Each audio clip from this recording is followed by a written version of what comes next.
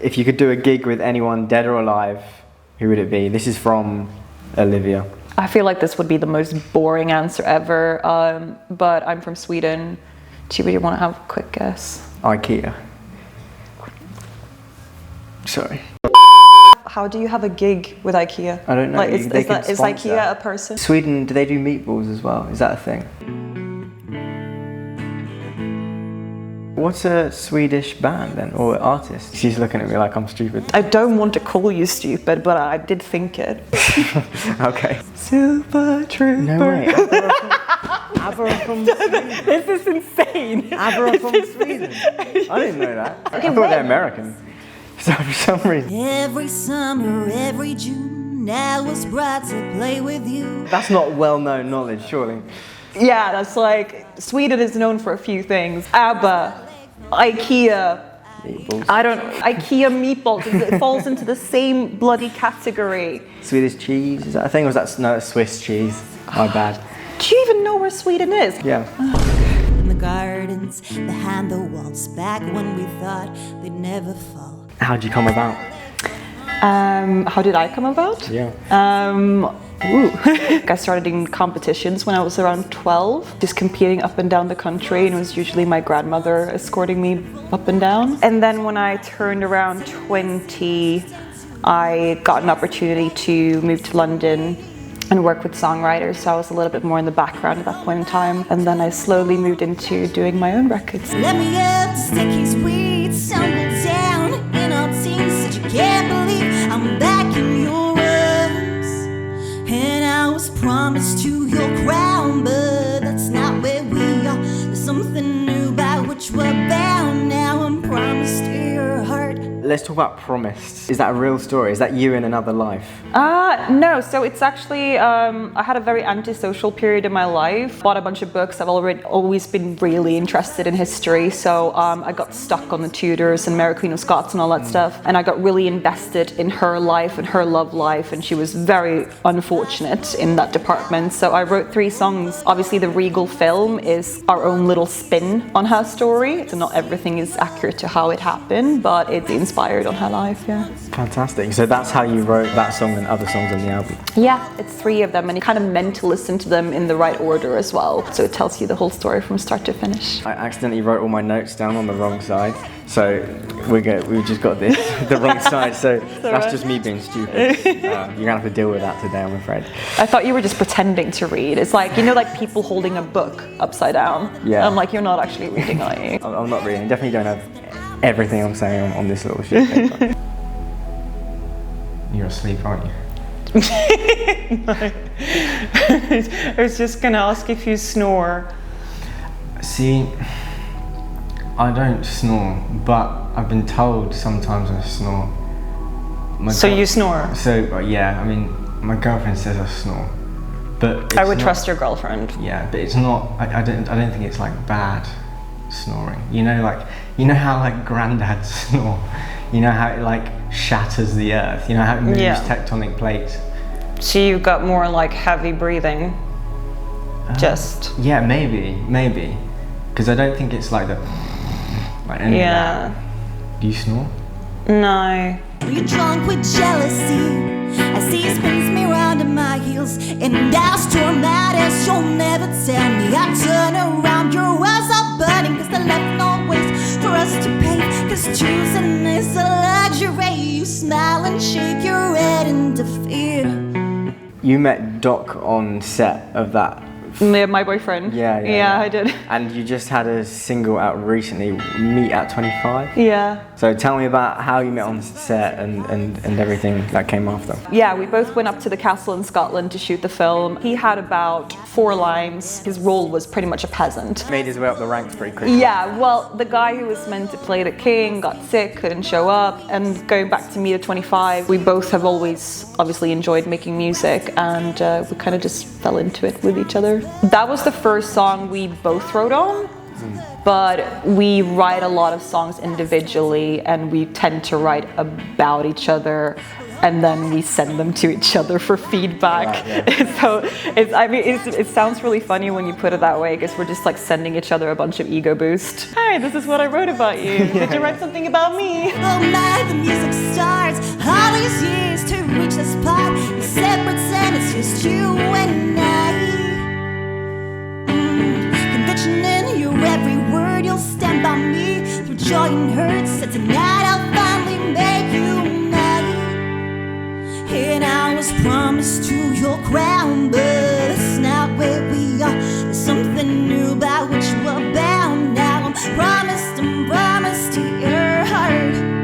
Like, what's a song that will put you to sleep, or that you enjoy falling asleep to? I love white noise. I used to set my alarm to as heavy metal music so that I'd wake up with a shock and just get out of bed. But I don't do that anymore. Do you have like a kink for torturing yourself? Mate, do you know, yeah, I do. I actually do. But not in like that. You know, like mentally, but good mentally. Like pushing yourself to your limits. Yeah. But yeah.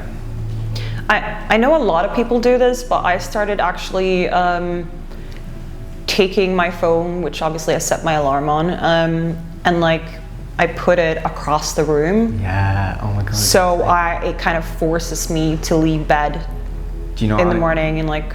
Do you know what I do? I used to have a box which I put my phone in, and then I locked the box with a key, and I'd put the box like in the bottom of my wardrobe, and then I'd throw the key just randomly in the room. So I had to search for the key in the morning while my phone's ringing in the box in the bottom of my wardrobe. So it was just hell. It was like 5 minutes of just find the key, you know, and then you can't go back to bed after that. That's one of the most disturbed things I've ever heard in my life.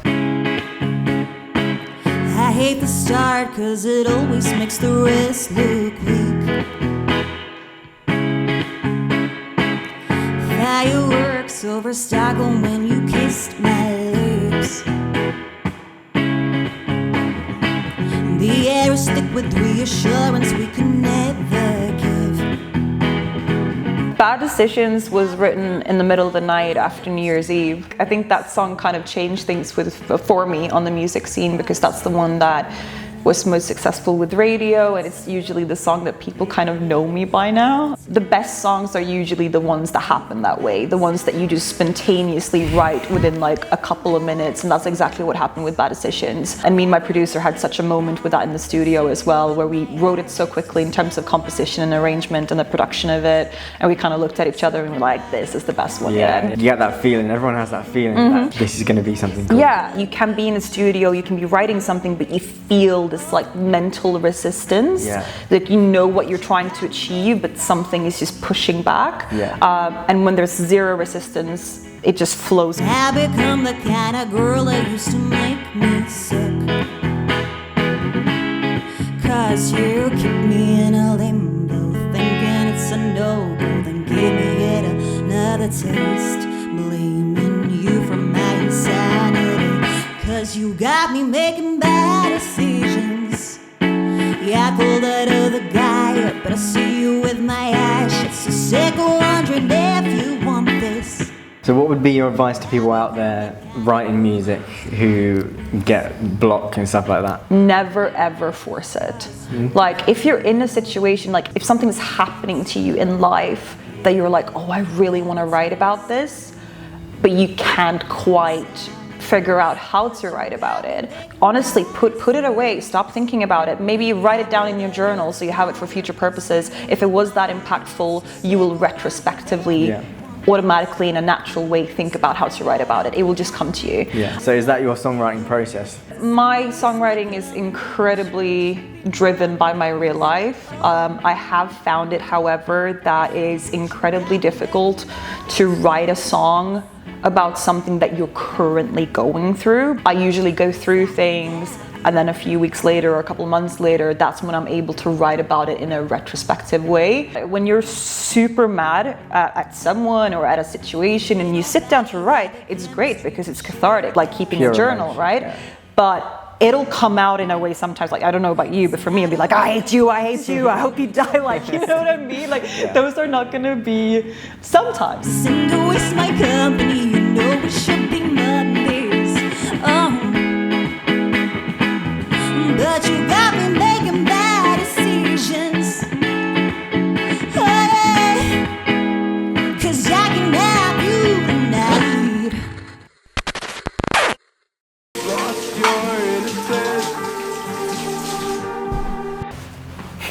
It's there. It's in there somewhere. Okay. Be a parent to an egg. So we're going to test your maternal skills with being a parent to an egg. I can't keep a plant alive. Oh no, the poor egg. Poor egg. Cool Can stuff. I send my egg to boarding school? What course would you put it on? Anything that takes it away from me. I actually had one incident because my friends are well aware that I am terrified of clowns. And this one time I went to my friend's beach house and we were like, I don't know, 6 people staying there. It was a very big beach house. We pretty much all of us got like our own room. So, but yeah, she assigned me a room. And I was a little bit tipsy and I went in there quite late and it was dark. And I just went straight to bed and I turned my phone light on and then I think I was trying to find something on the ground, like, I don't know what it was, like some piece of clothing, whatever. And I can't find it, so I turn on the nightstand lamp, and as I turn on the little lamp, I see this huge portrait of a clown on the wall. And the shriek that left my body was just next level. Everyone in that whole house could hear me. So that was their jump scare because they thought someone died. And it was just me. Like that was evil. That was truly, truly evil. I'm yet to get that friend back. Expect the unexpected. I never saw you coming. I know the risk I took. Taking a second look, told me you were healing, and even though I listened, I couldn't help but feel it. Now I'm reeling. So from Bella, we have, what would you say is niche about your music? Obviously, we know that the whole Regal project with all 3 songs are about a historical character, which is Mary Queen of Scots.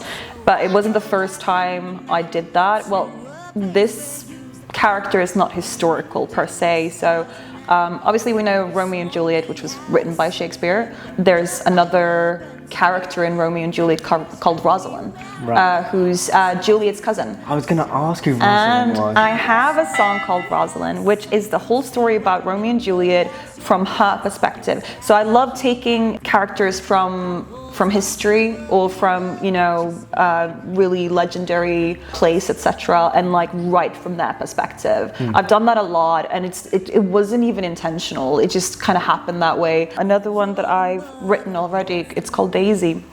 And it's from Daisy's point of view in Gatsby. I've read loads of books on like the women in the Gatsby story, and that kind of inspire that. So yeah, it just keeps happening. I don't know how you caught me so off of my guard.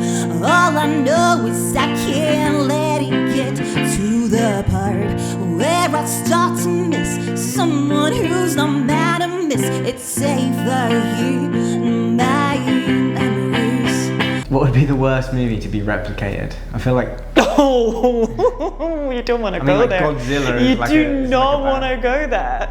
Oh.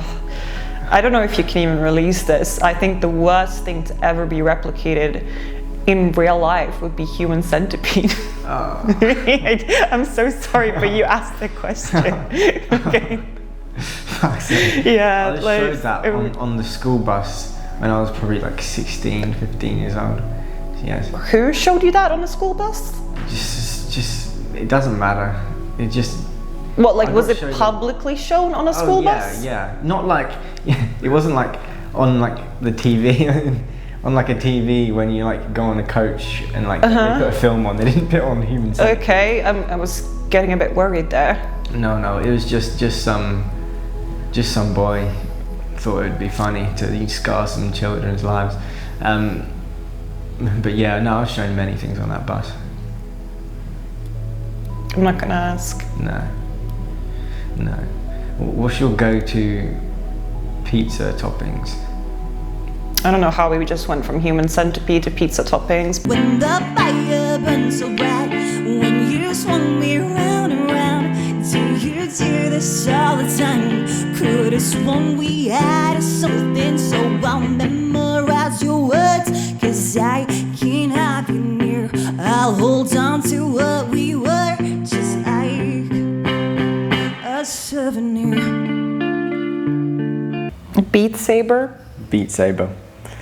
So we're doing a new leaderboard. Zulo has absolutely wrecked the cereal is a soup challenge by speaking to a stranger for 12 minutes. What about hot cereal? Is that soup? We eat hot cereal. Is oatmeal a type of cereal? That leaderboard is broken. Strike that down. Crash that. Just forget about that. Well done, Zulo. You won. Jasi Bella, Beat Saber. Let's do it. What the fuck? There's several coming! No, fuck! Dude, they didn't tell me it was gonna be this many! What the fuck? There was like a million of them! Don't bring the board into this. Why can I see you? Why can I see you? What the fuck? That was so hard. That was so many. This is terrifying. Fuck. Fuck. This is so hard. Oh my goodness. That's hard. I know I go from easy to deep in that. If I laugh too much, I'll break my stitches. From wanting to leave to give it a shot, I'm good at filling gaps with wishful thinking. My baby, I've been loved before, and maybe that is how I know you're nothing but a one-man show. Do you believe in like aliens and shit? Yeah. I think it would be incredibly arrogant to think that we're the only form of like life force. Yes. That is just arrogance. I'm completely with you. Completely with you on that. There's like billions of galaxies. Yeah, the probability is extremely huge. I think the more interesting question is if other life has already found us. Yeah, now we're getting there. Yeah, because we're kind of like, we tend to think so well of ourselves in the sense that like, oh, we're gonna find life at some point, but let's be realistic, we probably already have been found by other species. Because think of how developed they would be. You know. Oh, they probably think of us as little lowlives.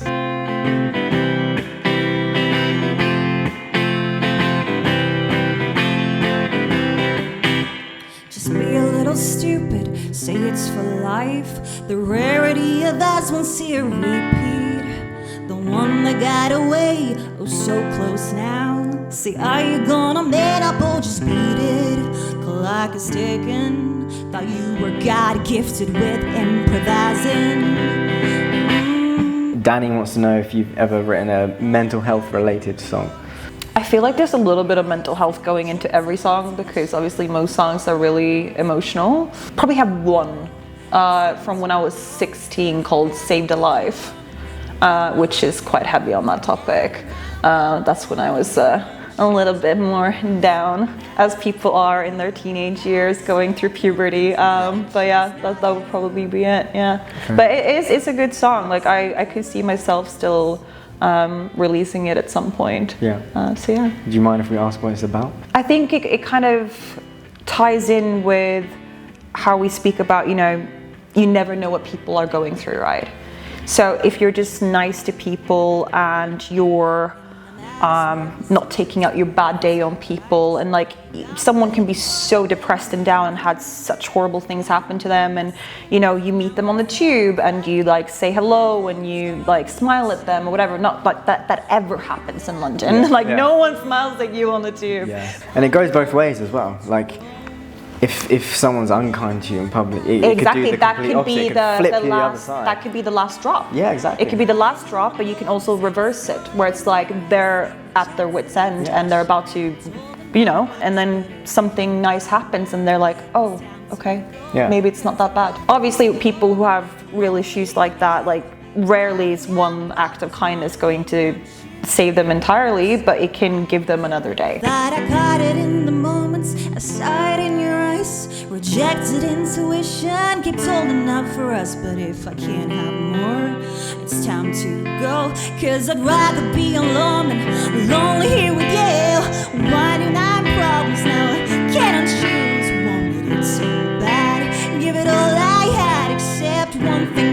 chance, not ever. You'll get my 3 words in 8 letters. But if you get your damn shit together, I still have my 3 words, 8 letters.